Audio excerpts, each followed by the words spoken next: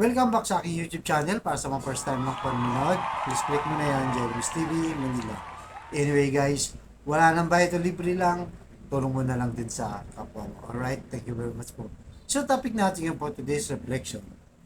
Nasa tema pa rin tayong God's favor. So ngayong taon guys, marami ang advices, di ba? May nagbibigay ng mga tips, may mga nagsasabi na kailangan ganito yung gawin mo para pumasok yung blessings. So, maraming mga positive vibes na minsan yung iba, ano pa, mga pamahihin, di ba? Kung ano-ano pa. So, ano nga ba talaga ang tunay na blessing? So, ayon sa Kawikaan, chapter 3, verse 5 to 6. Magtiwala ka ng buong puso sa Panginoon at huwag kang manalig sa iyong sariling karunungan. Alalahanin mo ang Panginoon sa lahat ng iyong ginagawa at ituturo niya sa iyo ang tamang landas. So guys, napakalinaw, di ba? Napakaganda ng mensahe. So kasi ngayong bagong taon, ang daming mga pampaswerte na sinasabi, di ba? Lalo na yung mga pungsoy dyan, di ba? So kung ano-ano sinasabi ng iba naman, o yung lamesa mo dapat nakaharap sa pinto, yung mga ibang furniture mo dapat ito ang ayos para pumasok yung blessing. So naalala niyo, meron din naglalagay ng mga lucky bowl, di ba? Na may bigas, may itlog, tapos may mga pera nakatusok dyan. So maraming gumawa na yan guys, di ba? So ibig sabihin nung pagkaganon, lalo mong kinokontrol yung blessing ng Diyos. Kasi parang ikaw ang gumagawa ng blessing mo, di ba? Parang kinokontrol mo, kaya ka naglalagay nun para pampaswerte. Di ba? Yan ang ano natin para pumasok yung blessing. So kung ganyan yung Diyos na sinasamba mo, hindi siya tunay na Diyos. Di ba? Bakit ka magtitiwala sa mga bagay lang? Sabi nga ni San Pablo, di ba? Sumasamba sila sa mga bagay na ginawa lang ng Diyos. Dapat ang sambahin natin o maniwala tayo sa blessing ay yung lumikha sa atin. Diba? Yung nagbigay ng buhay sa atin, yung nagbigay ng lahat ng bagay na to. Sa Kanya lang tayo dapat magtiwala. Dahil nga, sa Kanya naman nanggagaling yung ang blessing, di ba? So, siya yung gagawa ng landas natin, hindi tayo. Kasi siya yung Diyos, di ba? Siya yung may likha sa atin. Tayo yung nilikha lang niya. Kaya yung devotion natin dapat at least sa Kanya. At huwag tayong sumamba sa mga Diyos-Diyosan. Diba? Ano ba mga Diyos-Diyosan? Maraming bagay. Yung iba, yung pera, Diyos nila. Yung iba, yung posisyon. Yung iba, yung kapangyarihan. So, lahat yan, Diyos nila. Sa tingin nila, dahil sa sariling diskarte nila, hindi na nila kailangan ang Diyos. Kaya nga sumasablay, di ba?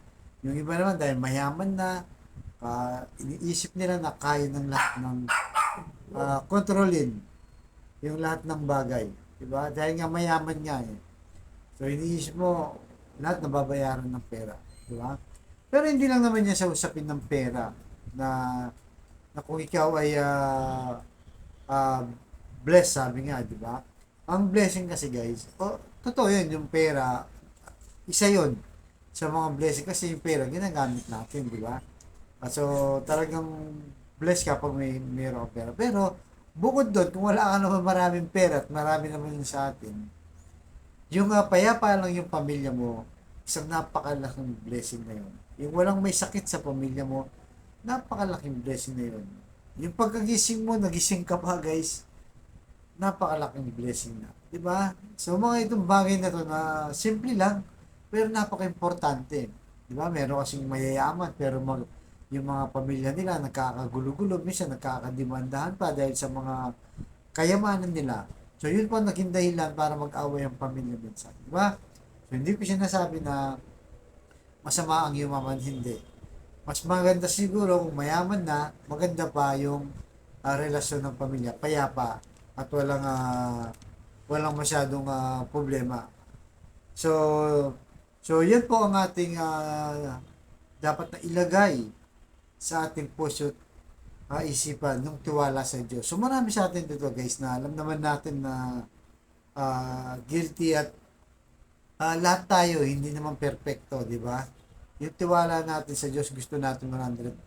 So minsan dumarating sa atin na yung kainahan, tukso o ano pa man, nagkukulang yung 100%. Pero siyempre, sabi dito, kung magtiwala ka ng buong puso sa Diyos at sa Panginoon, ay ang blessing ay bubukas. So, yun ang pagsikapan natin ngayon. Diba? Na hindi man tayo perfecto, mahina man tayo bilang sa tao, at nilalang niya, pero sabi niya dito, magtiwala tayo. At ang mga susunod sa ating buhay, di ba? Yung karunungan, siya mismo ang magtuturo sa atin kung paano pumasok ang lahat ng blessing, di ba? Hindi sa pungsoy, hindi sa anumang bagay, hindi sa pamahihin, hindi yung mga bagay na nilikha lang niya. Kailangan yung lumikha sa atin ang ating Panginoong Jesucristo, di ba? Na sa ating sinasamba, ang ating Diyos. Sa Kanya lang tayo magtiwala. Sa mga araw-araw nating buhay, sabi dito, sa lahat ng ginagawa natin. So, pagsikapan po natin lahat yan, na lahat tayo guilty dyan. Na kulang ang ating pagtitiwala sa Diyos, kaya tayo umahantong sa palpak na desisyon. Kaya sa kapatid natin ngayon na nanonood sa akin vlog, na may matinding karamdaman, may problema sa relasyon sa pamilya, at sa pinansyal, narito ang Bible verse na kung magtiwala lang tayo sa Diyos. Diba? Kung magtiwala lang tayo sa Diyos, ay Kanyang ibibigay.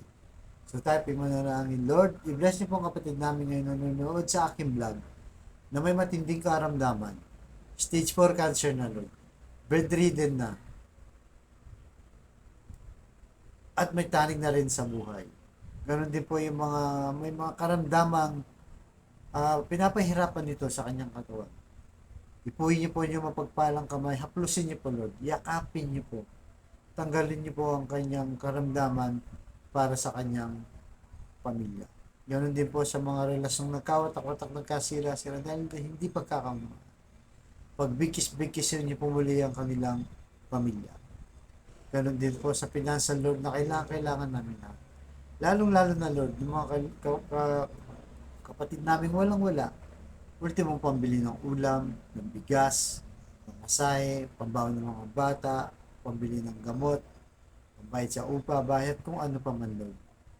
Tulungan niyo po aming hanap buhay. I-bless niyo po para mapagbayin namin ng pangailangan ng aming pamilya. So, ang lahat ng tiniling namin sa matamis na pangalan natin, Panginoon Jesus. Amen and amen. To God all be the glory. Sa ngalan ng Ama, ng Anak, ng Jesus, Spirit Santo. Thank you very much po.